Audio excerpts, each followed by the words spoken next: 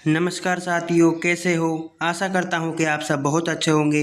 आज मैं आप सभी के लिए लेकर आया हूँ सीईटी 2026 के लिए मोस्ट इम्पोर्टेंट क्वेश्चन। सीईटी 2026 के लिए मोस्ट इम्पोर्टेंट क्वेश्चन जो कि विज्ञान के रहने वाले हैं। किसके रहने वाले हैं साथियों? विज्ञान के रहने वाले हैं। वीडियो को कंप्लीटली पूरा वॉच करें और एक भी क्वेश्चन को मिस ना होने दें, क्योंकि मैं आपके लिए एक बेहतरीन कॉन्सेप्ट तैयार करके लेकर आया हूँ और इसमें से 100% आशा रखी जा सकती है कि इसमें से सीईटी 2026 ट्वेल्थ लेवल और ग्रेजुएशन लेवल दोनों में क्वेश्चन आने की 100% संभावना रहेगी। तो कंप्लीटली पूरे वीडियो को वॉच करें और एक भी क्वेश्चन को मिस ना होने दें। हम आपके लिए ज़्यादा क्वेश्चन लेकर नहीं आए हैं, लेकिन कम लेकर आए हैं, तो वो कम ही आपके लिए बेहतरीन मोस्ट इम्पोर्टेंट रहने वाले हैं। इसलिए एक भी क्वेश्चन को मिस ना होने दे। आपका पहला क्वेश्चन हो जाएगा दोस्तों, कौन सा एक प्रकार का भौतिक परिवर्तन है? बर्फ का पिघलना एक प्रकार का भौतिक परिवर्तन है। बर्फ का पिघलना कैसा, कौन सा परिवर्तन हो जाएगा? भौतिक परिवर्तन हो जाएगा। तो बढ़ते हैं अगले क्वेश्चन की ओर। अगला क्वेश्चन हो जाएगा साथियों आपका, भौतिक परिवर्तन की विशेषता नहीं है। जो भौतिक परिवर्तन होता है उसमें नए पदार्थों का निर्माण नहीं होता है। भौतिक पदार्थ जो होता है उसमें नए पदार्थों का निर्माण नहीं होता है और रासायनिक परिवर्तन में नए पदार्थों का निर्माण होता है। ठीक है ना। तो बढ़ते अगले क्वेश्चन की ओर। अगला क्वेश्चन हो जाएगा आपका, जंग लगना कौन सा ऑक्साइड होगा? जंग लगना कौन सा ऑक्साइड होता है? यह फेरिक ऑक्साइड होता है। कौन सा ऑक्साइड होता है साथियों? फेरिक ऑक्साइड होता है। अगर हमारी वीडियो अच्छी लगे तो वीडियो को कंप्लीटली पूरा वॉच करें और एक भी क्वेश्चन को मिस ना होने दें। बढ़ते हैं अगले क्वेश्चन की ओर। अगला क्वेश्चन हो जाएगा आपका, लोहे पर जंग किस कारण लगता है? लोहे पे जंग किस कारण लगता है? लोहे पे जंग हवा तथा पानी दोनों की उपस्थिति में लगता है। लोहे पे जंग जब ही लगेगा जब उस वहाँ पर हवा भी जाती होगी और वहाँ पर सीलन भी आएगी। बिगर सीलन के और बिगर ऑक्सीजन के लोहे पे कभी भी जंग नहीं लगता है साथियों। तो very very most important question है ये। ठीक है ना। तो बढ़ते हैं अगले क्वेश्चन की ओर। अगला क्वेश्चन हो जाएगा, संक्षारण के उदाहरण बताइए। संक्षारण के उदाहरण बताइए। इसमें हमने संक्षारण के 3 उदाहरण बताए हैं। संक्षारण का पहला उदाहरण हो जाएगा लोहे में जंग लगना, चांदी पर काली सतह का होना और तांबे पर हरी सतह का आवरण होना। यह तीनों संक्षारण के उदाहरण हो जाएंगे। बढ़ते हैं अगले क्वेश्चन की ओर। अगला क्वेश्चन हो जाएगा आपका, तांबे के बर्तनों को आर्द्र वायु में खुला रखने पर खालिस्तान बनने के कारण उन पर हरी परत उत्पन्न हो जाती है। मतलब क्या बनने पर उन पर हरी परत उत्पन्न हो जाती है? Copper carbonate. क्या बनने पर? कॉपर कार्बोनेट बनने पर उन पर हरी परत उत्पन्न हो जाती है तांबे के बर्तनों पर। ये विज्ञान के very very most important question है। अगर आपको हमारी वीडियो अच्छी लगे तो वीडियो को लाइक शेयर सब्सक्राइब जरूर करें और एक भी क्वेश्चन को मिस ना होने दें। बढ़ते हैं अगले क्वेश्चन की ओर। भौतिक परिवर्तन का एक उदाहरण बताइए। भौतिक परिवर्तन का एक उदाहरण बताइए। जल में चीनी का घुलना, ये एक भौतिक परिवर्तन का उदाहरण है। ठीक है ना। अच्छा साथियों, भौतिक परिवर्तन और रासायनिक परिवर्तन में क्या होता है? भौतिक परिवर्तन वह होता है जिसमें हम किसी चीज़ को बदलकर और उसे पुनः उसी आकार में बना सकते हैं, उसे भौतिक परिवर्तन कहते हैं। पर रासायनिक परिवर्तन एक ऐसी वस्तु है, ऐसा उपकरण है जिसको हम एक बार करने के बजाय उसे दोबारा से पुनः नहीं कर सकते। जैसे हमने जल में चीनी को घोला तो हम इसे दोबारा चीनी भी बना सकते हैं। ठीक है ना। ये हो जाएगा भौतिक परिवर्तन। और जैसे कि फल सब्जी को पकाने के बाद सब्जी का नरम हो जाना, ये हो जाएगा रासायनिक परिवर्तन, क्योंकि हम सब्जी को पुनः वापस नहीं बना सकते, वह पक गई तो पकी गई। बढ़ते हैं अगले क्वेश्चन की ओर। अगला क्वेश्चन हो जाएगा, रासायनिक परिवर्तन का एक उदाहरण बताइए। रासायनिक परिवर्तन का एक उदाहरण हो जाएगा सब्जियों को पकाने पर उनका मुलायम हो जाना। ये रासायनिक परिवर्तन का एक उदाहरण हो जाएगा, क्योंकि इन्हें हम पुनः सब्जी नहीं बना सकते। ये बन गई, फिर वो अच्छी हो या बुरी तो बन ही गई। ठीक है ना। बढ़ते हैं अगले क्वेश्चन की ओर। अगला क्वेश्चन हो जाएगा साथियों आपका, कक्ष तापमान पर दूध का खट्टा होने में कौन सा परिवर्तन शामिल है? कक्ष तापमान पर दूध का खट्टा होना, कौन सा परिवर्तन शामिल है? रासायनिक परिवर्तन, क्योंकि अगर दूध एक बार खट्टा हो जाता है यानी कि दूध एक बार दही बन जाता है तो हम उसे दही को दोबारा दूध नहीं बना सकते। तो ये किस में आ जाएगा? रासायनिक परिवर्तन में आ जाएगा दोस्तों। किस में आ जाएगा? रासायनिक परिवर्तन में। बढ़ते हैं अगले क्वेश्चन की ओर। मोमबत्ती के जलने के दौरान कौन सा परिवर्तन होता है? देखो साथियों, मोमबत्ती के जलने के दौरान भौतिक और रासायनिक दोनों परिवर्तन होते हैं। अब आप बोलोगे सर भौतिक और रासायनिक परिवर्तन एक साथ दोनों कैसे हो सकते हैं? देखो, जो मोमबत्ती जब जलती है तो उसका मोम पिघलता है और उसी मोम से हम दोबारा मोमबत्ती बना सकते हैं। ये एक भौतिक परिवर्तन हो जाएगा। क्या हो जाएगा? मोम से दोबारा मोमबत्ती बन रही तो कैसा परिवर्तन हो जाएगा? वो भौतिक परिवर्तन हो जाएगा। और उस मोमबत्ती के साथ साथ उसका धागा भी जल रहा है। क्या जल रहा है? धागा भी जल रहा है। परंतु उस धागे, जब वो धागा जल जाएगा तो हम उसे पुनः धागा नहीं बना सकते। बना सकते हैं क्या? उसे हम पुनः धागा नहीं बना सकते। तो वह क्या हो जाएगी? रासायनिक परिवर्तन हो जाएगा। जिसे हम पुनः बना सकते हैं वह तो भौतिक परिवर्तन हो जाएगा, और जिसे हम पुनः नहीं बना सकते वह रासायनिक परिवर्तन हो जाएगा। इस कारण इसमें भौतिक और रासायनिक दोनों है।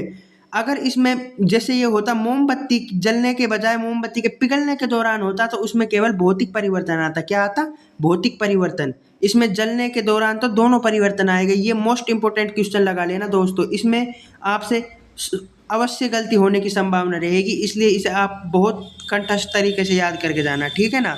बढ़ते हैं अगले क्वेश्चन की ओर। अगला क्वेश्चन हो जाएगा आपका, प्रकाश संश्लेषण में कौन सा परिवर्तन होता है?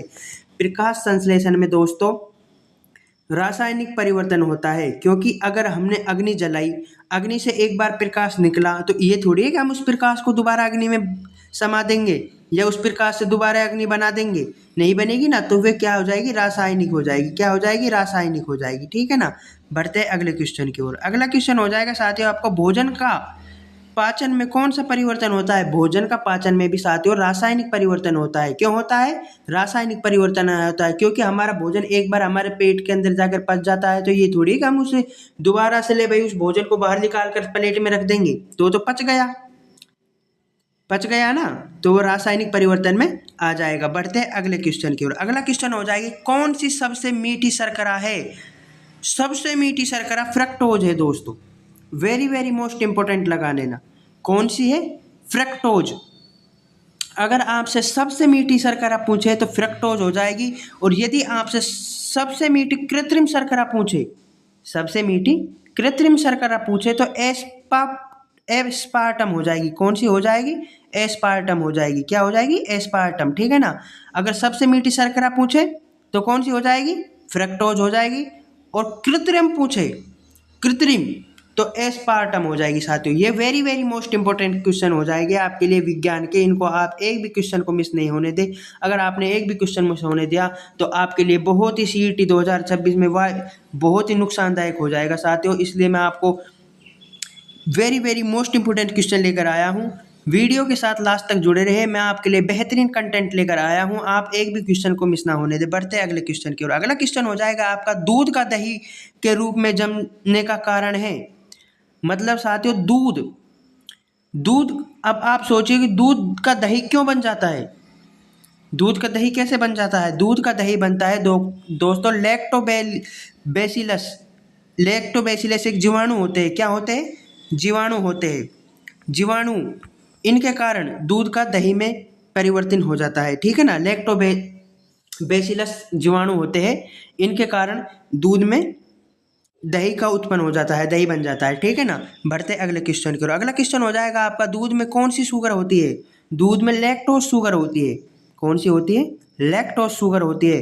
दूध में विटामिन C नहीं पाई जाती साथियों, क्योंकि विटामिन C वहीं पाई जाती है जहाँ खट्टा पदार्थ हो। खट्टा पदार्थ में पाई जाती है विटामिन C। कहाँ पाई जाती है? खट्टा पदार्थ में। तो दूध कौन सा खट्टा होता है? तो दूध में विटामिन C नहीं पाई जाती, बल्कि सब पाई जाती है, A, B, D, E के विटामिन पाई जाती है, ठीक है ना। बढ़ते अगले क्वेश्चन की ओर। मानव शरीर में कार्बोहाइड्रेट किस रूप में संचित रहता है? मानव शरीर में कार्बोहाइड्रेट किस रूप में संचित रहता है? ग्लाइकोजन। किस में होता है? ग्लाइकोजन। ग्लाइकोजन हमारे शरीर की एक कोशिका होती है साथियों। जब हम मान लो एक दिन या 2 दिन भूखे रहते हैं तो हम खाना नहीं खाते हैं, तो ग्लाइकोज द्वारा हमारे शरीर की आपूर्ति होती है। किसके द्वारा होती है? ग्लाइकोज के द्वारा हमारे शरीर की आपूर्ति होती है, ठीक है ना। ग्लाइकोजन हाइड्रोट्रेट के रूप में इसको मानव के शरीर में होता है। ठीक है ना, बढ़ते हैं अगले क्वेश्चन की ओर। ब्रेड, अनाज और पास्ता एक अच्छा स्रोत है। ब्रेड, अनाज, पास्ता एक अच्छा स्रोत किसका है? कार्बोहाइड्रेट का। किसका है? कार्बोहाइड्रेट का। ब्रेड, अनाज और पास्ता कार्बोहाइड्रेट का एक अच्छा स्रोत है। कार्बोहाइड्रेट दोस्तों हमारे शरीर को तुरंत ऊर्जा देता है। क्या देता है? तुरंत ऊर्जा देता है। विटामिन और कार्बोहाइड्रेट ये हमारे शरीर को तुरंत ऊर्जा देता है। ठीक है ना, बढ़ते हैं अगले क्वेश्चन की ओर। आलू में सबसे अधिक पाया जाता है। आलू में सबसे अधिक दोस्तों स्टार्च पाया जाता है, जिसे मंड भी कहते हैं। मंड या स्टार्च दोनों याद रखना आप। आलू में सबसे ज़्यादा स्टार्च पाया जाता है। आप जब देखते होगे, जब आप सब्जी के लिए आलू को काटते हैं और काट कर आप आलू को 10 या 5 मिनट के लिए रख देते हैं, तो उनका कलर परिवर्तित होता जाता है, परिवर्तन हो जाता है, लाल रंग हो जाता है। तो आप सोचते होगे यार ये लाल रंग कैसा हो गया?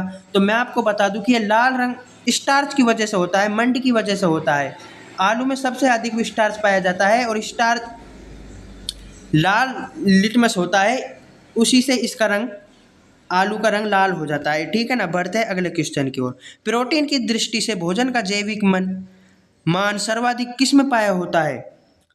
प्रोटीन की दृष्टि से भोजन का जैविक सर्वाधिक मान किस में होता है? अंडा में होता है। जैविक होता है सर दोस्तों, याद रखना।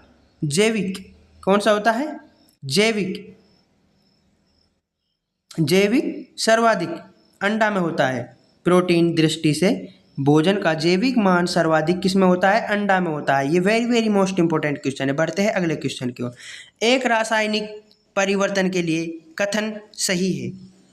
अब आपसे पूछा है कि यार रासायनिक परिवर्तन के लिए कोई एक कथन बताए, मतलब आप इसको इस तरह भी ले सकते हो। ऊष्मा उत्पन्न हो सकती है, ऊष्मा उत्पन्न हो सकती है, परंतु अवशोषित कभी नहीं हो सकती। मैंने बोला था ना साथियों आपको, अगर भौतिक परिवर्तन होगा तो उस काम को जैसे हम कर रहे हैं उसे पुनः भी किया जा सकता है। जैसे हम जल में चीनी को घोलना, तो चीनी से तो पुनः जल बनाया जा सकता है, परंतु रासायनिक परिवर्तन में ऐसा नहीं हो सकता। अगर हम लट्टू को जोड़ते हैं तो उससे ऊष्मा तो उत्पन्न हो सकती है, परंतु अवशोषित नहीं हो सकती। अगर हमने लट्टू को जोड़ा तो हम क्या लट्टू की रोशनी को पुनः लाकर लट्टू में घुसा सकते हैं? क्या नहीं घुसा सकते। तो ये क्या हो जाएगी? रासायनिक परिवर्तन। आपसे एग्जाम में इस प्रकार भी पूछा जा सकता है कि ऊष्मा उत्पन्न हो सकती है परंतु अवशोषित नहीं हो सकती, ये किसका परिवर्तन है? तो आपको याद रखना है ये रासायनिक परिवर्तन है साथियों। कौन सा परिवर्तन हो जाएगा? रासायनिक परिवर्तन। बढ़ते हैं अगले क्वेश्चन की ओर। अगला क्वेश्चन हो जाएगा, दाल किसका अच्छा स्रोत है? मतलब दाल में क्या सबसे ज़्यादा पाई जाती है? दाल में सबसे ज़्यादा प्रोटीन पाई जाती है साथियों। क्या पाई जाती है? प्रोटीन पाई जाती है। बढ़ते हैं अगले क्वेश्चन की ओर। अगला क्वेश्चन हो जाएगा आपका, सभी एंजाइम क्या होते हैं? सभी एंजाइम क्या होते हैं? प्रोटीन होते हैं। क्या होते हैं? प्रोटीन होते हैं, परंतु सभी प्रोटीन एंजाइम नहीं होते हैं। यह आपके लिए very very most important question है साथियों। अगर आपसे एग्जाम में पूछा जाए कि सभी एंजाइम क्या होते हैं, क्या हो सकते हैं? प्रोटीन हो सकते हैं। बल्कि यदि आपसे पूछा जाए कि सभी प्रोटीन क्या एंजाइम हो सकते हैं, तो नहीं हो सकते। इसका आंसर आपका 9 आ जाएगा साथियों। क्या आ जाएगा? 9 आ जाएगा। बढ़ते हैं अगले क्वेश्चन की ओर। एक अभाव रोग होते हैं। एक अभाव रोग होता है, मतलब होता है, होते कुछ भी ले लो। क्वाशियोरकोर और मेरास्मस ये 2 अभाव रोग है। जो क्वाशियोरकोर है क्वाशियोरकोर है ये 5 से अधिक वर्ष के बच्चों में होता है। जो मेरास्मस है ये 2 से 5 वर्ष के बच्चों में होता है। सीधा मैं आपको ट्रिक से बता दूं, जो छोटा नाम है वो छोटे बच्चों में होता है, जो बड़ा नाम है वो बड़े बच्चों में होता है। ठीक है ना। क्वाशियोरकोर ये केवल प्रोटीन की कमी से होता है। अगर आपसे पूछ ले कि एक अभाव रोग जो केवल प्रोटीन की कमी से होता है वो कौन सा हो जाएगा? वो क्वाशियोरकोर हो जाएगा। और मेरास्मस ये प्रोटीन और खाने मतलब पाचन क्रिया से दोनों से जुड़ा होता है। प्रोटीन की कमी से कौन सा रोग होता है? ये क्वाशियोरकोर। मैंने आपको भी बताया ना दोस्तों, केवल प्रोटीन की कमी से कौन सा रोग होता है? क्वाशियोरकोर होता है। अलसी किसका प्रचुर स्रोत होती है? ये very very most important question है दोस्तों। ये आपके एग्जाम CET 2026 में आने की इसकी 100% संभावना है। इसको आप कंठस्थ पूरा याद करें। ठीक है ना। अलसी किसका प्रचुर स्रोत होता है अलसी। ओमेगा 3 वसीय अम्ल का प्रचुर स्रोत होता है। किसका होता है? ओमेगा 3 वसीय अम्ल का प्रचुर स्रोत होता है। वे very very most important question है। आप कहाँ कहाँ से हमारे वीडियो को देख रहे हैं, अपने ज़िले का नाम जरूर हमारे कमेंट में ज़रूर बताएं और वीडियो को लाइक शेयर सब्सक्राइब जरूर करें। अगर आपको हमारे वीडियो अच्छी लगे तो वीडियो को कमेंट में नाइस सुपर लिखकर जरूर दबाएं, ठीक है ना। बढ़ते हैं अगले क्वेश्चन की ओर। विटामिन क्या होता है? अब आपसे पूछ ले विटामिन क्या होता है तो आप कहोगे सर हमें तो नहीं पता। हम आपको बताते हैं विटामिन एक प्रकार के कार्बनिक पदार्थ होते हैं। बिल्कुल शॉर्ट और डीपली में लेकर आए हैं दोस्तों। आपके आलोक राज जी ने बता दिया है कि CT 2026 का 12th level and graduation level दोनों डीपली आने वाले हैं। किस प्रकार आने वाले हैं? डीपली आने वाले हैं। अगर आप इसको ऊपर ऊपर से पढ़ोगे तो आपके कुछ समझ नहीं आएगा जब आप एग्जाम में बैठोगे। इसलिए मैं आपके लिए डीपली और छोटे कंटेंट में लेकर आया हूँ, ठीक है ना। तो विटामिन क्या होते हैं? विटामिन एक कार्बनिक पदार्थ होते हैं। कैसे पदार्थ होते हैं? कार्बनिक पदार्थ होते हैं। बढ़ते हैं अगले क्वेश्चन की ओर। जल में घुलनशील विटामिन होते हैं। देखो दोस्तों, विटामिन दो प्रकार से होते हैं। एक तो जल में घुलनशील होते हैं और एक वसा में घुलनशील होते हैं, ठीक है ना। जल में घुलनशील केवल दो विटामिन होते हैं, विटामिन बी और सी, ठीक है ना। आपका ट्रिक हो जाएगा दोस्तों W बराबर BC। ये आपका ट्रिक हो जाएगा। W बोले तो वाटर और BC विटामिन बी और विटामिन सी, ये केवल जल में घुलनशील होते हैं साथियों।